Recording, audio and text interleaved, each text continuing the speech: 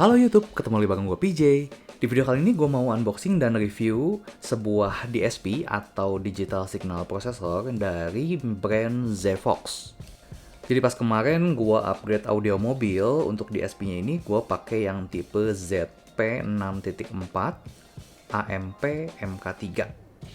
Ini adalah DSP amplifier, artinya ini bukan cuman DSP doang, tapi udah ada amplifier atau powernya. Jadi kalau misalnya teman-teman nggak mau nambahin power lagi juga ini bisa.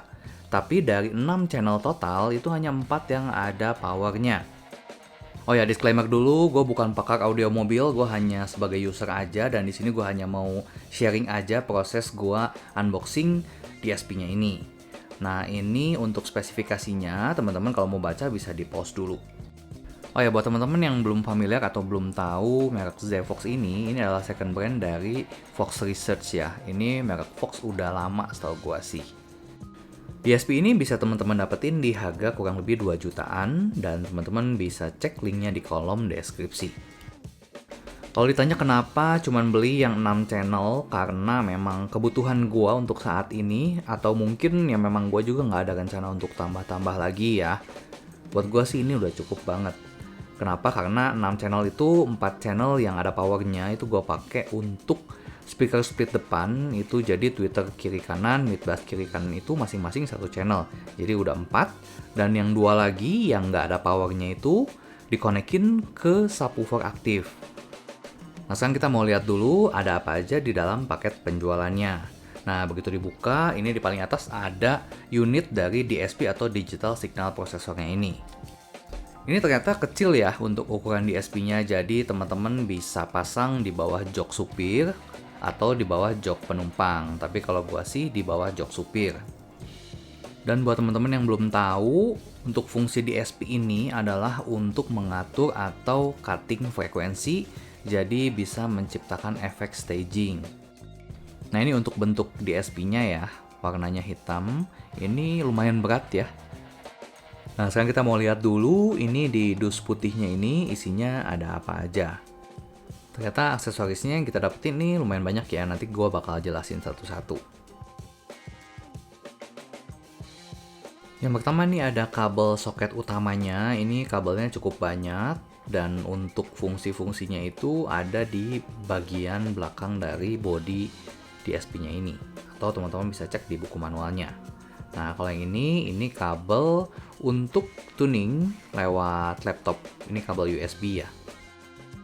Kemudian yang selanjutnya ini ada modul untuk Bluetooth. Nah, ini karena DSP-nya itu bisa dituning lewat handphone juga. Dan teman-teman juga bisa play lagu tanpa lewat head unit, langsung di DSP-nya dengan bantuan Bluetooth modul ini. Nah, kemudian untuk yang ini adalah remote control ya. Remote control ini ada kabelnya dan teman-teman bisa atur volume, bisa atur volume subwoofer, preset settingan yang udah ada, dan juga untuk ganti modenya, misalnya mau pakai Bluetooth. Menurut gue ini sangat membantu sih, karena teman-teman kadang perlu ngubah volume atau cuman sekedar nambahin volume dari subwoofer, tapi nggak usah lewat laptop atau lewat aplikasi di handphone, tinggal pakai remote control ini aja. Nanti di belakang gue bakal tunjukin waktu remote-nya udah kepasang. Yang selanjutnya adalah buku manual dan kartu garansi. Kalau misalnya teman-teman memang mau coba-coba pasang sendiri, kalau teman-teman ngerti soal audio mobil, ini teman-teman bisa pakai buku panduan ini untuk tahu kabel-kabel itu untuk apa aja. Tapi kalau gue sih karena nggak ngerti, jadi gue pasang ke installer. Buku manualnya ini juga lumayan tebal, jadi teman-teman bisa tahu semua tentang DSP ini di buku manualnya. Nah, kemudian untuk garansi, DSP ini udah dilengkapi dengan garansi 1 tahun dari distributor resminya PT Basis Adikarya Cipta. Nah, sekarang kita mau lihat lebih dekat dan lebih detail untuk perangkat DSP-nya. Di paling depan ini ada logo Zevox. Di samping sini ada tulisan by Fox Research, dan ini di kanan ada tipenya ZP6.4 AMP MK3. Di bawah ini ada serial number, dan itu ada segel garansinya ya. Nah, di sebelah sini ini ada output dan input, kemudian itu ada lubang untuk remote dan untuk PC. Di sisi sebelahnya ini ada soket utama, ada switch untuk high-low, kemudian ada untuk Bluetooth dan untuk OTG. Seperti yang gue bilang tadi, DSP ini bisa standalone, jadi teman-teman bisa play lagu tanpa harus pakai head unit. Caranya masukin lagunya ke USB dan masukin ke yang slot OTG in itu.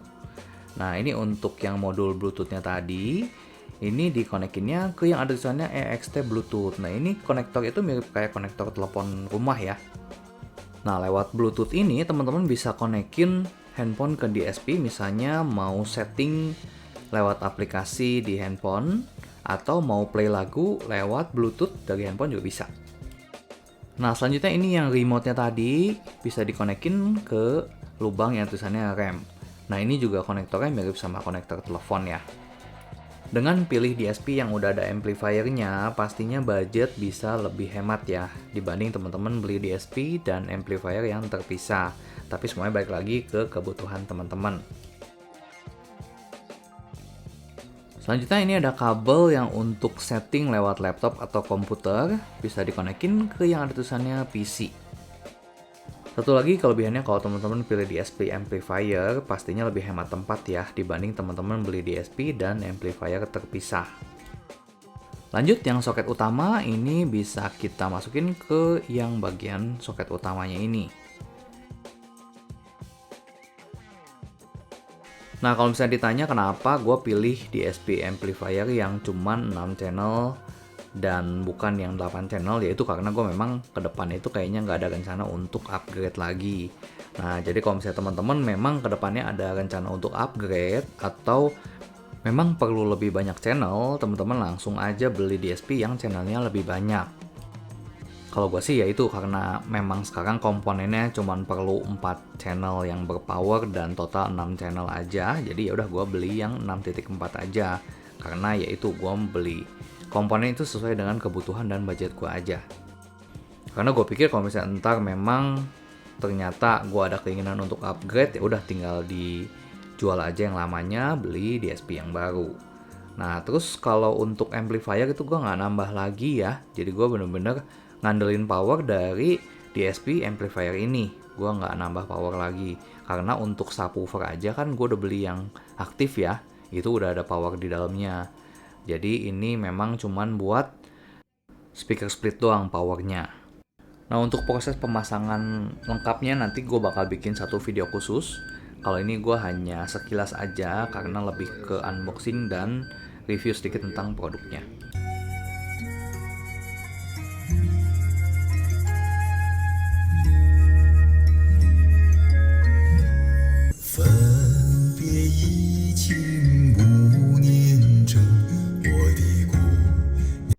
Nah, ini posisi yang remote controlnya, ini gue taruh di konsol tengah ya, di bawah colokan lighter. Dan ini tampilannya waktu nyala. Ini teman-teman bisa atur volume, kemudian ini subwoofer volume, kemudian ini memori itu untuk presetnya, dan ini untuk source-nya. Nah, ini teman-teman bisa atur lewat jog dial yang ada di kanan itu. Dan kemudian ini juga sama untuk subwoofer. Dan yang ini untuk pilih preset settingan, kemudian ini untuk ngatur source-nya tadi. Bisa dari Bluetooth, bisa dari USB, bisa dari input yang high tadi.